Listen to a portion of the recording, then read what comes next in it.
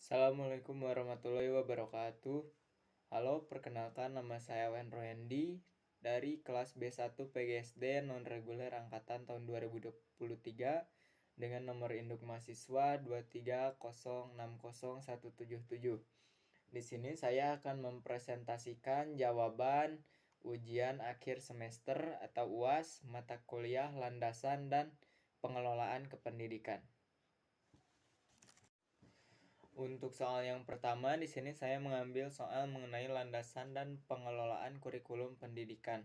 Studi kasusnya di sini adalah sebuah sekolah swasta di Kota Cimahi ingin menerapkan sebuah kurikulum yang mengintegrasikan nilai-nilai kearifan lokal tanpa mengurangi standar akademik nasional. Baik, untuk jawaban mengenai studi kasus yang tadi, yang pertama di sini ada landasan filosofis. Yang pertama, filsafat Pancasila. Kurikulum berbasis kearifan lokal selaras dengan nilai-nilai Pancasila, khususnya pada sila ketiga, yakni Persatuan Indonesia, dan sila kelima, yakni keadilan sosial. Kurikulum ini memperkuat jati diri nasional dengan menanamkan nilai-nilai budaya lokal. Yang kedua ada filosofi kurikulum merdeka, yakni berpusat pada siswa dan memberikan ruang untuk eksplorasi budaya lokal yang dekat dengan kehidupan peserta didik itu sendiri. Kemudian yang kedua ada pembelajaran kontekstual, di mana siswa dapat memahami sebuah konsep akademik melalui konteks budaya lokal yang nyata. Yang ketiga ada profil pelajar Pancasila, yakni penguatan nilai gotong royong, kebinekaan global, dan kemandirian melalui praktik budaya. Yang ketiga ada filosofi pendidikan Ki Hajar Dewantara, yaitu pendidikan harus berakar pada budaya dan nilai masyarakat. Semboyan Ingarso Sungtulodo mendorong guru untuk menjadi teladan dan dalam pelestarian budaya lokal. Yang kedua ada landasan praktis. Di sini yang pertama ada konteks wilayah Cimahi, Jawa Barat. Kota Cimahi sebagai wilayah dengan akar budaya yang sangat kuat, seperti seni tari, bahasa Sunda, makanan khas, dan batik lokal, ini dapat menjadi sumber autentik untuk integrasi kurikulum bagi pembelajaran untuk peserta didik dengan konteks yang nyata. Yang kedua yakni kebutuhan siswa, yaitu menghubungkan pembelajaran dengan lingkungan sekitar supaya dapat memudahkan peserta didik untuk memahami konsep akademik dan membentuk karakter kebangsaan.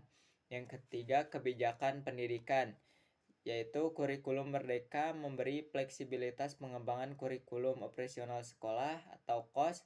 Dan yang kedua, menyediakan alokasi proyek penguatan profil Pancasila atau P5 yang dapat digunakan untuk tema kearifan lokal.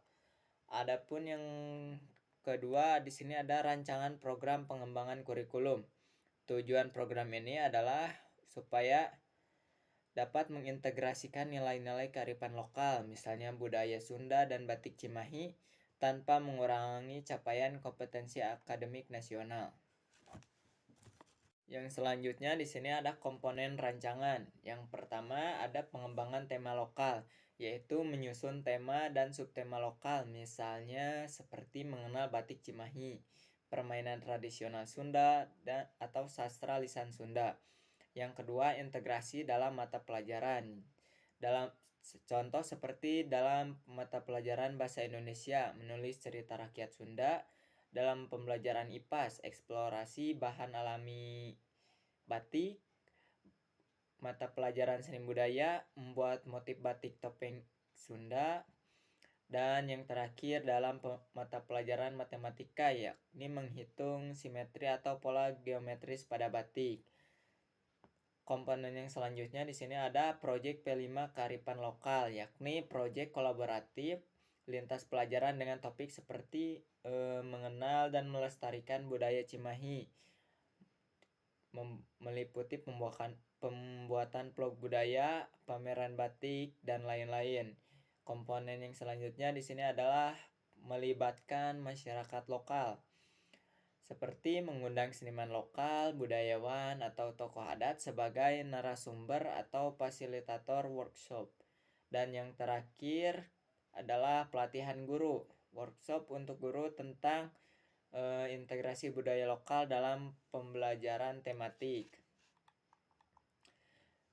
Yang selanjutnya adalah metode evaluasi dan monitoring. Adapun aspek-aspek yang akan dievaluasi dan monitoring adalah yang pertama aspek kognitif atau akademik.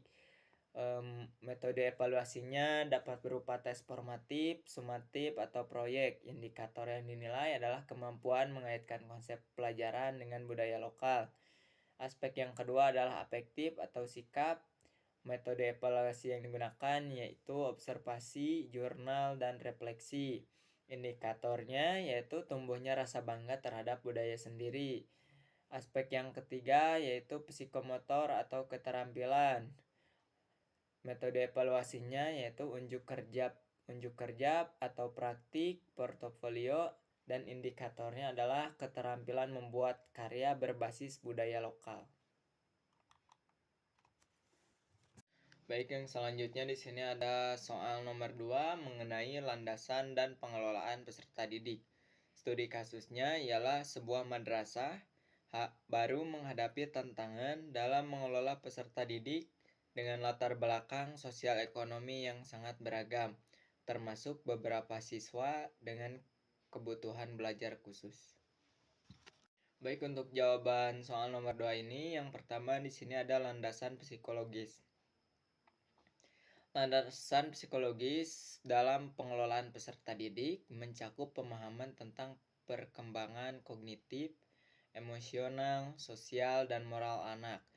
Beberapa prinsip yang penting seperti satu, setiap anak itu unik, memiliki kecepatan dan gaya belajar yang berbeda.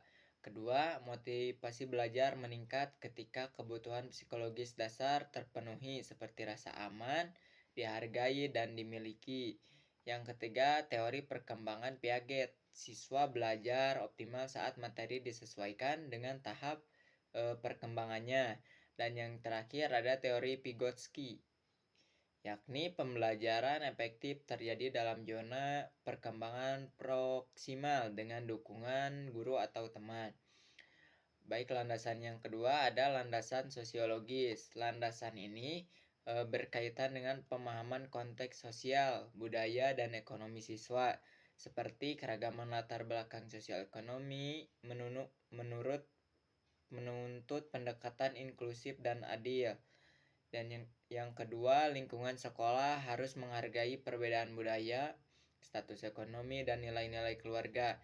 Dan yang ketiga, sekolah berperan sebagai agen perubahan sosial, yakni membentuk sikap toleransi dan gotong royong.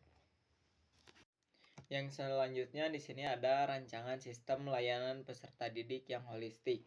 Tujuannya adalah untuk menyediakan layanan yang mencakup aspek akademik, sosial, emosional, dan perkembangan pribadi agar semua peserta didik, termasuk yang berkebutuhan khusus, dapat berkembang secara optimal. Adapun komponen sistem layanan, yang pertama layanan bimbingan dan konseling. Komponennya yakni adalah layanan orientasi, layanan informasi, konseling individual atau kelompok, konsultasi, layanan rujukan. Yang kedua di sini ada layanan khusus untuk siswa berkebutuhan khusus, seperti yang pertama identifikasi awal oleh guru dan konselor, yang kedua pemetaan kebutuhan individual, asesmen fungsi belajar, dan yang ketiga penempatan dalam sistem pembelajaran yang terintegrasi atau inklusif atau modifikasi bila diperlukan. Yang ketiga ada strategi dalam mengadaptasi kurikulum. Strategi yang pertama yakni diferensiasi pembelajaran, yaitu menyesuaikan isi, proses, produk, dan lingkungan belajar dengan sesuai dengan karakteristik siswa itu sendiri. Yang kedua, memodifikasi tugas. Siswa dengan kebutuhan khusus diberi tugas yang setara secara kompetensi namun lebih sesuai dengan kemampuannya. Yang ketiga, pembelajaran secara kooperatif, yaitu mendorong kerjasama lintas latar belakang untuk memperkuat empati dan solidaritas. Dan yang terakhir, penggunaan teknologi asistif,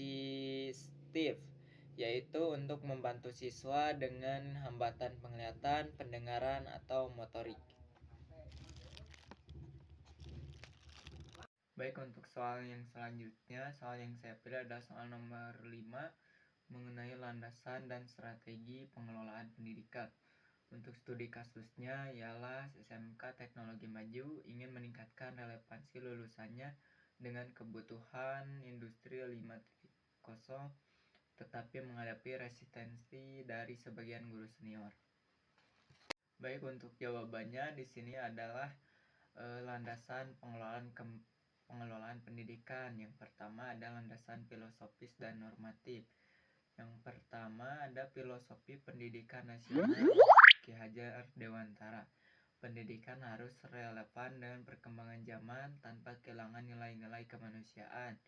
SMK sebagai institusi vokasional harus mendidik secara trikaya, yakni cipta, rasa, dan karsa, untuk menghadapi sebuah perubahan seperti revolusi industri 5.0. Yang kedua, kurikulum nasional dan kebijakan pemerintah, yakni implementasi kurikulum merdeka vokasi dengan menekankan link and match pada antara pendidikan dan dunia kerja, dan profil pelajar Pancasila sebagai dasar penguatan karakter dan kompetensi teknis dari siswa itu sendiri. Yang ketiga adalah landasan manajerial, yakni manajemen perubahan diperlukan saat menghadapi resistensi internal, dan manajemen partisipatif akan lebih efektif daripada manajemen top down. Baik, yang selanjutnya ada rencana strategis pengembangan SMK Teknologi Maju. Visinya yaitu menjadikan SMK yang unggul dan adaptif terhadap teknologi dari industri 5.0, mencetak lulusan berkarakter, kompeten, dan siap kerja global. Misi sekolahnya yaitu yang pertama menyelenggarakan pendidikan vokasional berbasis teknologi terkini. Yang kedua, menjalin kemitraan strategis dengan industri sebagai mitra pembelajaran. Yang ketiga, mengembangkan budaya inovatif dan kolaboratif di lingkungan sekolah. Dan yang keempat, meningkatkan kapasitas guru melalui pelatihan berkelanjutan dan kolaboratif. Tujuannya yang pertama, 90% lulusan terserap ke dunia kerja, industri, atau wirausaha dalam 6 bulan. Yang kedua, semua program keahlian memiliki mitra industri yang aktif. Yang ketiga, guru mampu mengintegrasikan teknologi tertentu dan metode blended learning. Dan yang terakhir, lingkungan belajar mendukung praktik kolaboratif dan inovatif. Baik, yang selanjutnya di sini ada strategi implementasi perubahan. Strategi yang pertama adalah strategi komunikasi dan manajemen perubahan dengan tahapan. Yang pertama, tahap sosialisasi dan edukasi. Tahap kedua, melibatkan guru senior. Tahap ketiga, melakukan pelatihan inklusif. Tahap keempat, melakukan uji coba dan skala kecil. Dan tahap kelima yaitu memonitoring dan mengapresiasi. Yang kedua, strategi penguatan kurikulum dan pelatihan. Yang pertama, kurikulum adaptif dan terintegrasi industri, yaitu kurikulum sesuai dengan kebutuhan industri. Kemudian integrasi project based learning dan case based learning berbasis kasus nyata dari industri, dan sertifikasi kompetensi kolaboratif bersama industri. Yang kedua, pembelajaran berbasis industri, yaitu dengan skema guru tamu berasal dari industri, yaitu dan mengajar di kelas secara berkala. Kemudian magang guru ke industri, guru diberi kesempatan untuk mengikuti sebuah refresh training di industri minimal 1 kali per tahun. Yang ketiga ada teaching factory, yaitu simulasi produksi atau layanan real di sekolah dengan standar industri. Dan yang keempat, proyek kolaboratif siswa dan industri. Siswa menyelesaikan tugas akhir berbasis masalah dari mitra industri.